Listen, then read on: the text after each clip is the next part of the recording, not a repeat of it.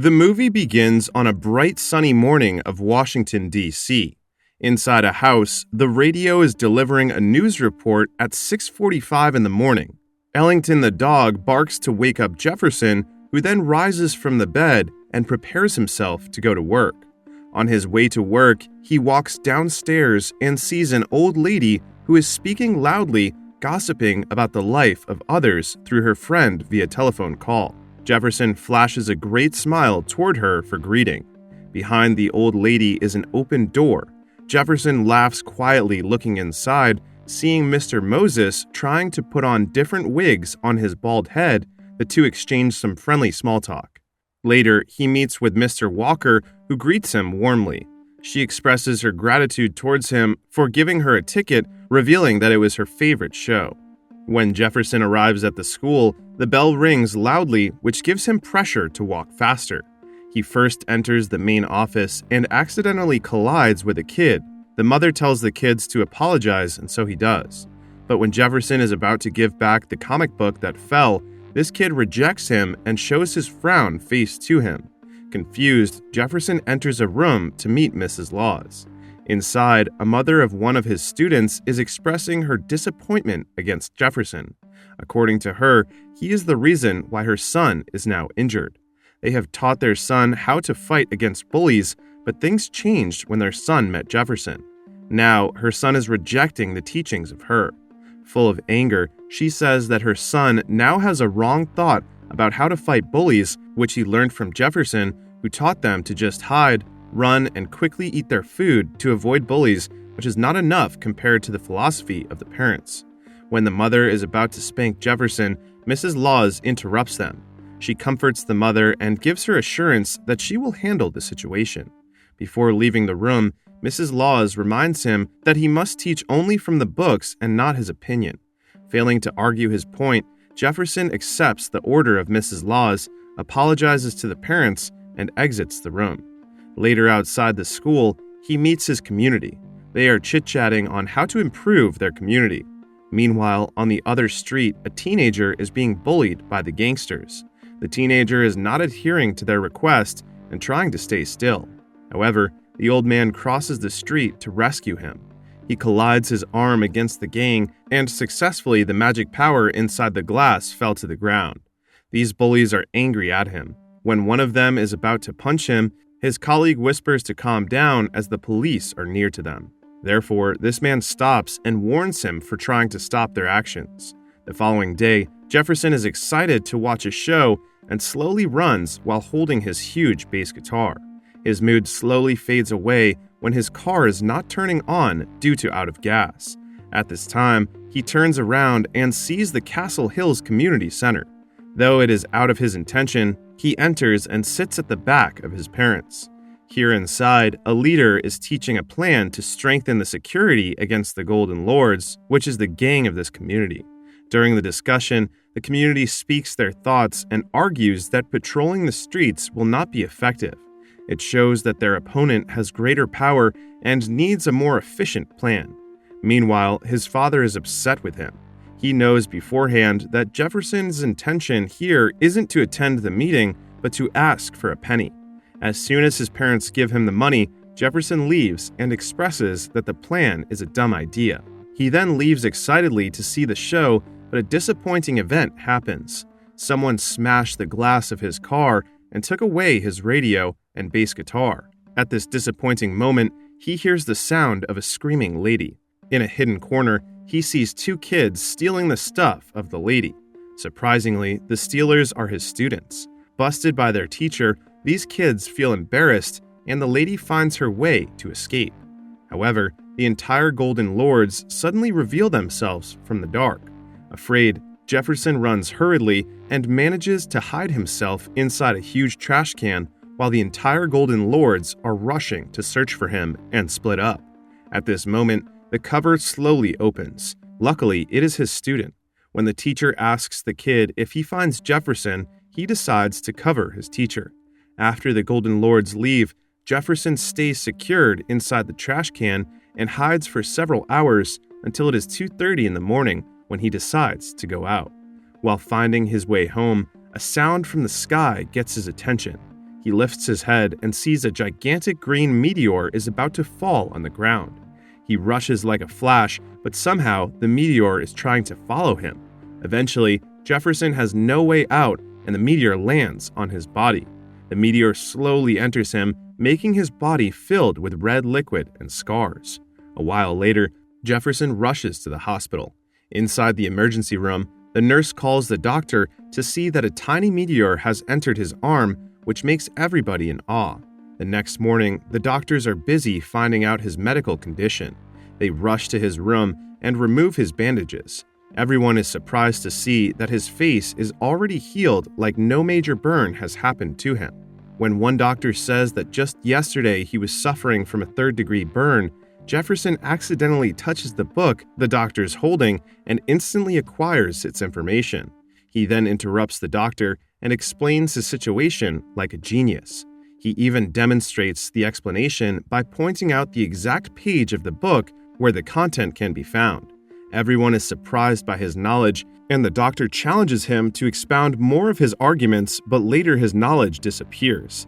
As night falls, he finds that he can hear a sound coming from behind his room and sees clearly what's happening behind the thick wall. Confused and surprised, he checks the windows and hears people discuss various topics, obviously gossip.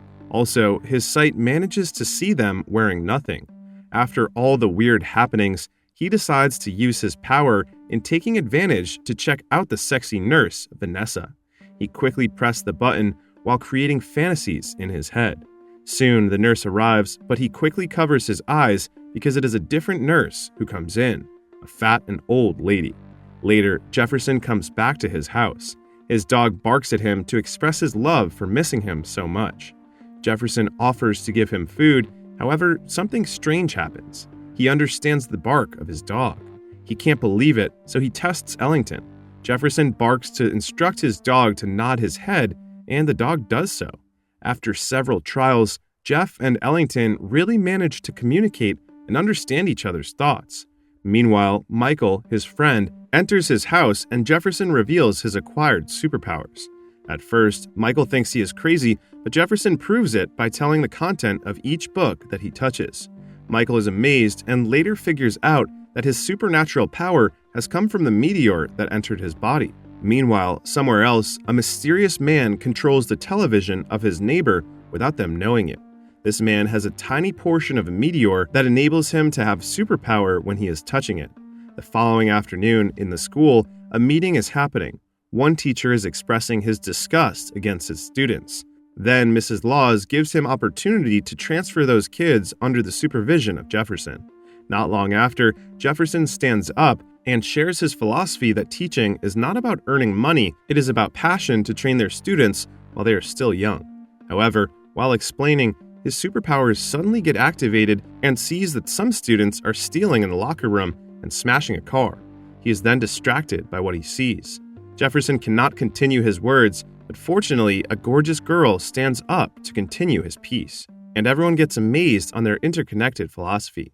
Before the sun goes down, the Golden Lords pay a visit to the apartment of the Reeds. They tease his father and want to kill him, but Jefferson protects him. Pissed off, two members are about to smash him, but the superpower of Jefferson throws them away when he defends himself.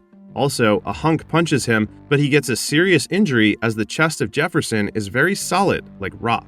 Then another attack happens. They drive the car to hit him, but Jefferson manages to stop them using his hands, and this car stops immediately, causing the people inside to die. His entire family and neighborhood vividly witness everything. However, Jefferson still wants to make his superpower remain unrevealed. When the next day comes, the Golden Lords shoot him with a gun while he is running late on his work. However, all the shots can't harm him. The Golden Lords find it out, so they drive to shoot him one more time. But the superpower of Jefferson saves him, and he manages to fly and hang himself on the street lights. Due to these, the Golden Lords lose their sanity and back out. While hanging on the streetlight, an opened window allows him to see a girl wearing a honeymoon dress. This girl shouts and asks for help from her partner. Scared, Jefferson rushes to go down by jumping from the streetlights. When he lands on the ground, immediately an earthquake happens that parted the ground. Later in his apartment, his father rejoices because he gets home safely.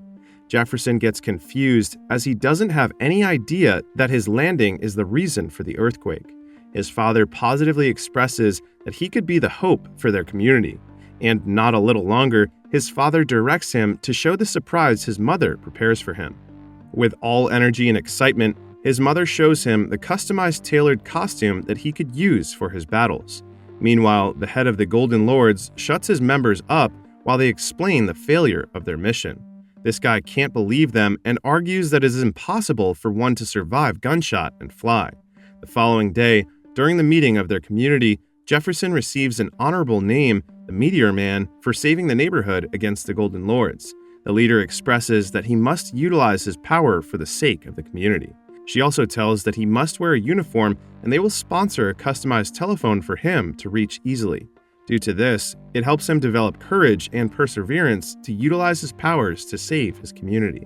Immediately, his mother creates several costumes. She didn't stop making, even she failed many times to hit the quality of a perfect fit for Meteor Man. Aside from this, Jefferson enhances and discovers more of his capacities as Meteor Man. He can now float in the sky, flash lasers, and many more. Finally, after several trials, his mother finally tailored a gray suit with green boots and a long cape.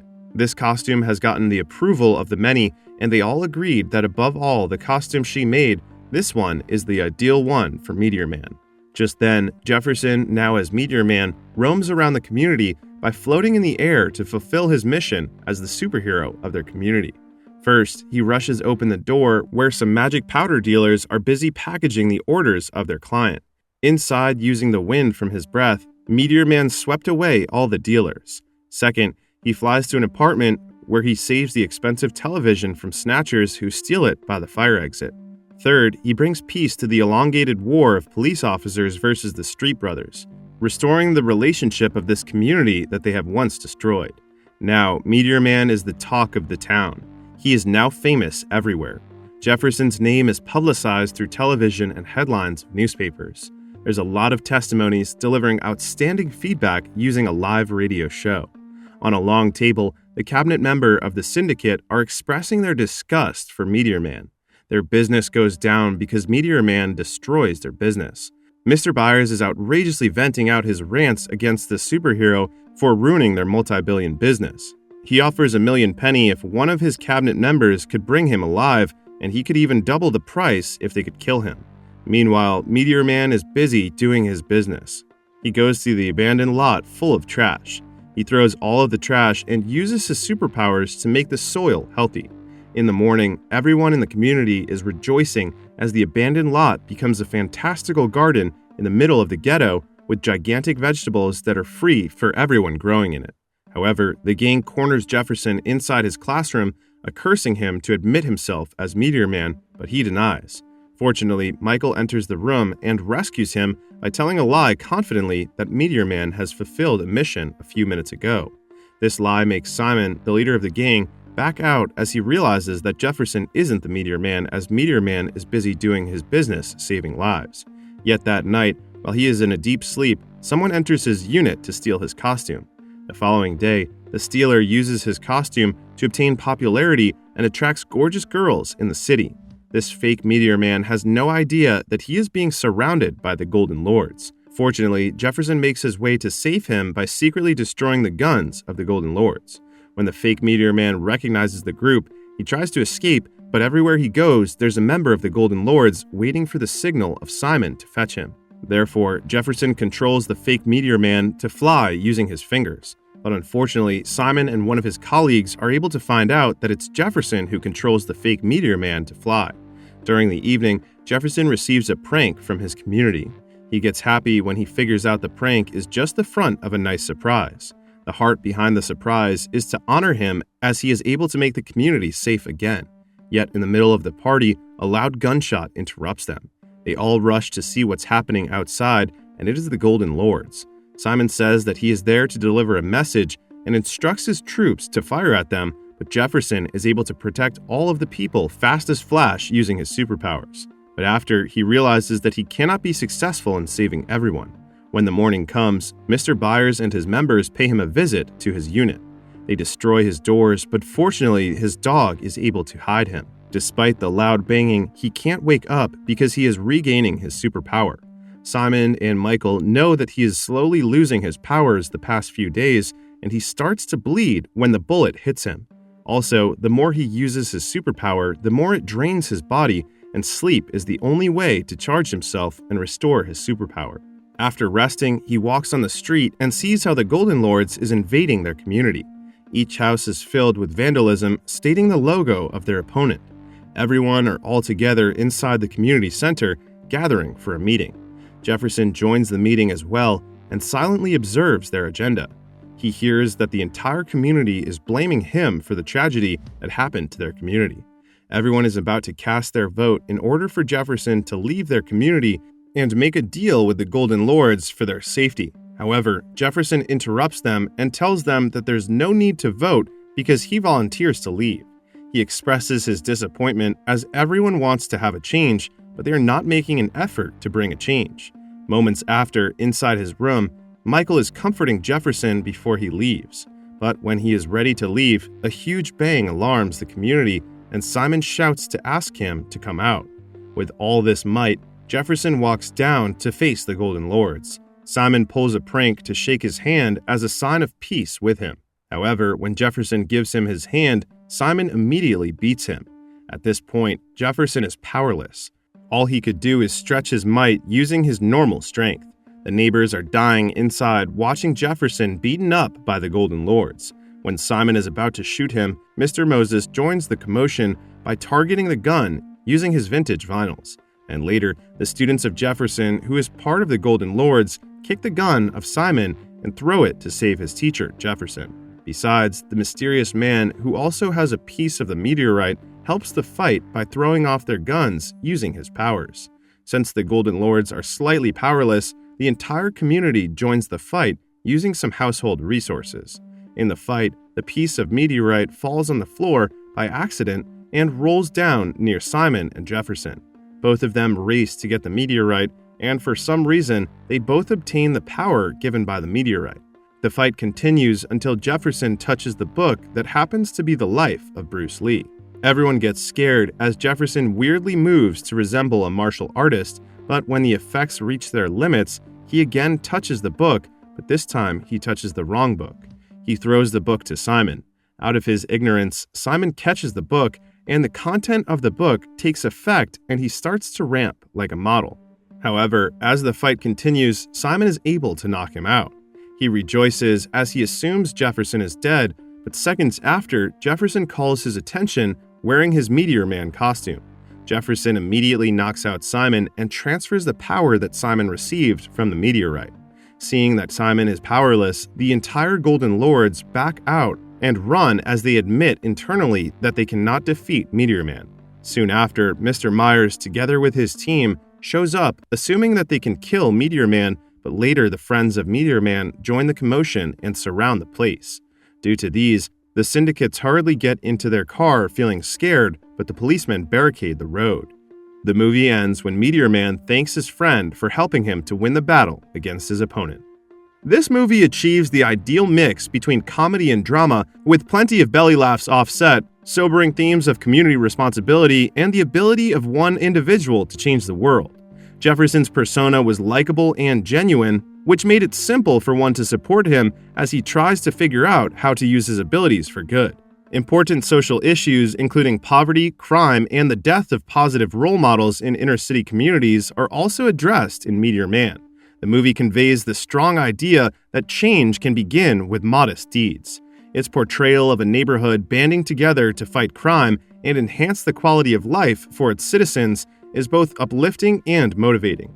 Overall, Meteor Man is a movie that will enthrall and motivate audiences. It's a heartwarming film that will make you laugh, cry, and reflect. It serves as a reminder that every one of us possesses the ability to change the world and that one individual can make a difference. Fans of superhero movies or anyone searching for a touching tale of empowerment and optimism should not miss it.